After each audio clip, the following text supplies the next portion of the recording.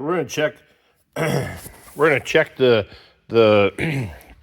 liner protrusion. The machine shop has always done a very good job for us in that if they touch the top of the block, that whether they touch the block or not, they always have done a great job of checking this bore for us.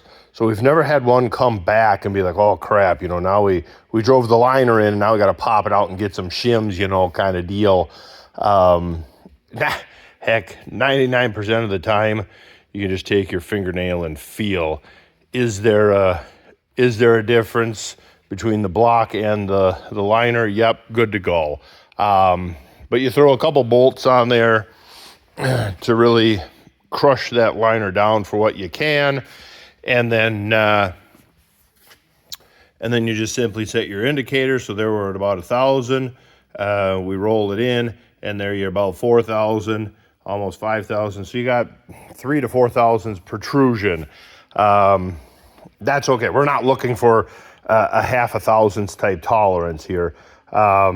Check your tractor for your specific tractor. 0 to 5 thousandths, I think is the range of spec. And we'll actually do a measurement here. So there's a lot of experts on the Facebook groups that will say, well, if there's any variance between them, you got to fix it. They all have to be 4 thousandths. And yeah, no.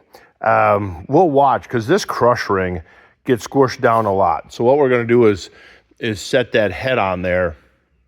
And then when I tighten it down, the first time we torque it, I'll try and remember the last bolt to measure how much that head drops. And I guarantee it's going to be more than 4 or 5 thousandths. And so with that crush ring, that's the whole point of that crush ring, is to crush down. And so, yeah. So we'll measure that. But so there we go. So then you just move your bolt, you'd leapfrog your bolts across the engine and do each liner. The deck feels magnificent. It's nice and clean. We'll clean it one more time. And I did put the injection pump on while we were at top dead center. I put the injection pump on so as we move the engine around, we don't lose that setting that we had. Got the front timing cover on, dampener. There was nothing special to show there. Dropped the lifters in. The lifters, I don't use the assembly lube for that. I just use engine oil and dip the lifter in and drop it in there. With them, you can get a little sloppy with some oil in there, but whatever. So lifters are in. Wipe the deck down one more time, and then I'll get the hoist over here to set this head. All right, got the top of the block cleaned up. You'll see little pittings, and that's okay. We don't have to lose sleep over little tiny pittings or pitting. Block cleaned up nice. Don't clean to a perfect polish. If you see your swirl marks, that's perfect. The Scotch Brite, the roll lock, the brown roll lock discs are a fantastic tool. Just keep it fairly flat and don't sit in one little spot and just work. Just kind of like polishing or painting, just keep moving. Head gasket, we give it a quick look. Is there any tears or damage from shipping or manufacturing? If it looks good, then we can feel free to set him on the right way. Yeah, there we go. We like that. It matches. We double check that all our holes are matched, that you don't have, you know what I mean? You don't have this slot exposing. Yeah, you know what I mean. Double check to make sure you got it on the right way. Everything looks good on this side of the gasket as well. And boom, we'll set that head on there and then figure out how to clamp it down. So I got a little cup of engine oil, and I've always just kind of dipped the bolt and then let some of that excess oil get off and set them in there. Then you got lube on your washer, you got lube on your threads. It works. So 463, 464 from the bolt head to the engine head. And I'll try and remember the bolt when we get there before I torque it down at this first 75 pounds. I'll try and measure that again, but it's finger tight. So we'll see how much that head crushes down. Now we're at 495. And almost a half a turn is how much that head settled down. So if you have 1 or 2 thousandths variance from liner to liner, I think you're fine. You're upside down for a reason, because here's your injector side, and the injector side is facing us.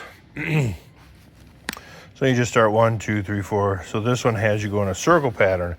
The 40-20s, the old guys when I was a young kid taught me that normally what you do is the books has you just reef it to 130, each bolt to 130.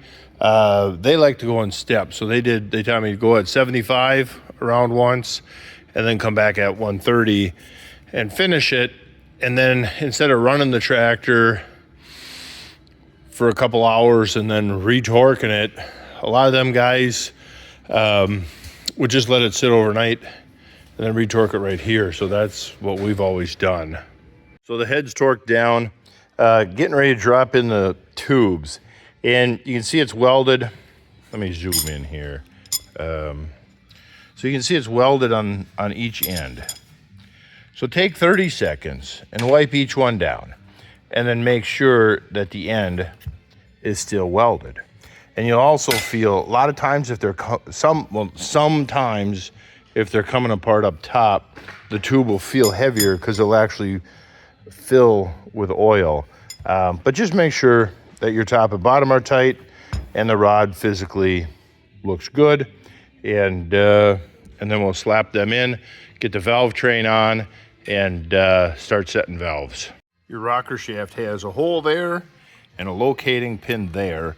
So it makes it very difficult to put it on the wrong way.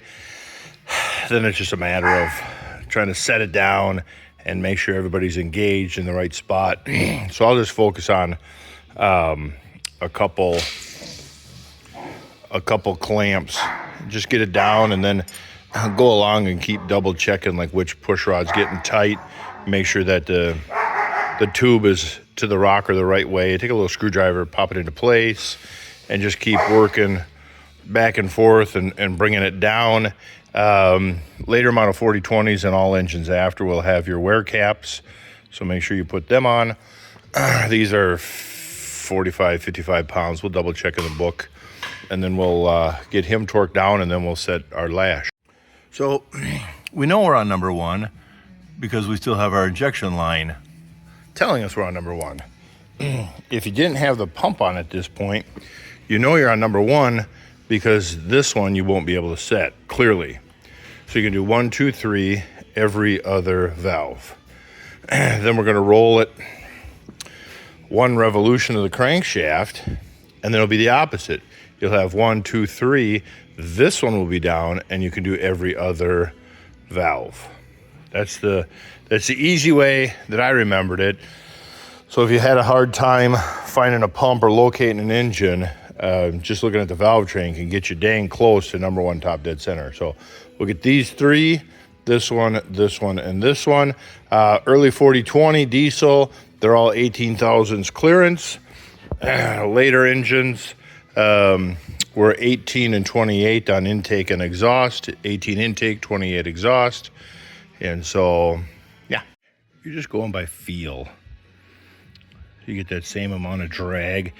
You can be a little bit tight because when you tighten your jam nut, it's going to pull that bolt up. So it's just a matter of tighten, adjust, feel, tighten, adjust, feel, till it's the same as the one right before it. When sliding the engines together, so I don't mind at this point on a simple tractor like a 40-20 where the tractor itself is fairly clean. Get the engine, get a floor jack underneath it, and then we can finish bolting it all together. I like a long bolt. Do not draw it in. You should be able to get it to where it's just a sliver away with just your fingers. I mean, if the wrench, the bolt's a little stiff with a little wrench, but you ain't torquing that bolt. So a long bolt on each side helps get that engine fairly square. And then taking a pry bar and just rolling the flywheel, wiggling the engine, roll the flywheel, wiggle the engine. On a quad-range transmission or synchro, you'd be turning the PTO back there, and boom, it will finally start to go. But do not ever just pull it together with the bolts. Just roll it, roll it, roll it. And there's, on the power quad tractors or the perma-clutch tractors, I'll tell you what, there's ones that we had to roll it apart. We usually take the die grinder and bevel the input shaft and really polish that up. But we've had ones where you just roll and roll and roll. You take it apart, double check everything, and bring it back in and roll it before you get it back in. And it's, for whatever reason, if the front end is still attached, I'll use a 1-inch ratchet strap. Then the 1-inch ratchet strap can hold just that little bit of tension so you can roll it over, and then all of a sudden, clunk, eventually he'll go home. But there you go. Let's get him tightened up and a jack underneath him, and keep putting them together.